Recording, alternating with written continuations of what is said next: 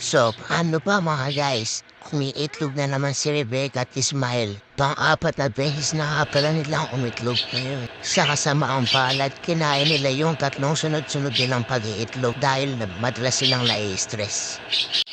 Halika't samahan niyo muna akong panoorin kung paano silang magpahid ng kanilang mga itlog.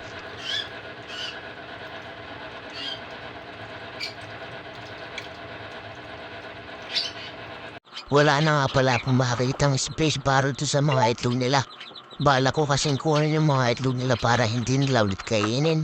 At eto na nga pala pinakamagandang naispatan ko. I think perfect place to para sa mga eggs ni Rebecca at Ismael.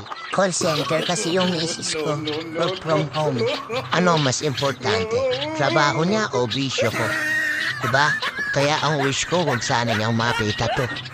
Kailangan mineral water with alkaline and glutathione ang lalagay natin tubig sa kanila para hindi sila mangitim at healthy sila. Buti na lang ang bait ko na i-offer ko sa sarili ko na meron palang lagayan ng prutas yung rep namin kesa hindi ko masuportahan yung bisyo ko.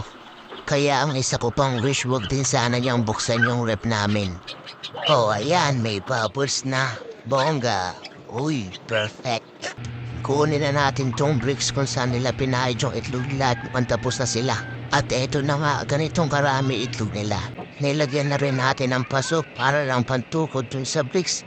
Para hindi tumamba at tuloy-tuloy lang yung pagdaan ng bubbles dun sa mga eggs. Talagyan na rin natin ang methylene blue. Maganda to sa katawan nila kasi with banana ketchup with antioxidants, antihistamine, anti-inflammatory, antibiotic, with sirimarin extract, with ginkgo biloba. But wait, there's more. With hydrolyzed vegetable fruits. Sige, Insen. Imekos-mekos tornado mo with one finger. Heto na sila now. Day 1 kung makikita nyo may mga puti, ibig sabihin may mga nabugok. Day 2 very sad kasi maraming namuti at halos 90% nalaglag na. Pero nung sinubukan kong patain yung bubbles at tinutukan ko ng flashlight saka ako inaninag, makita ko may mga buntot at nawiwigil yung tail nila. Pasensya na kung nagpuputol-putol kasi naiiyak na ako sa mga oras na yan because successful breeding.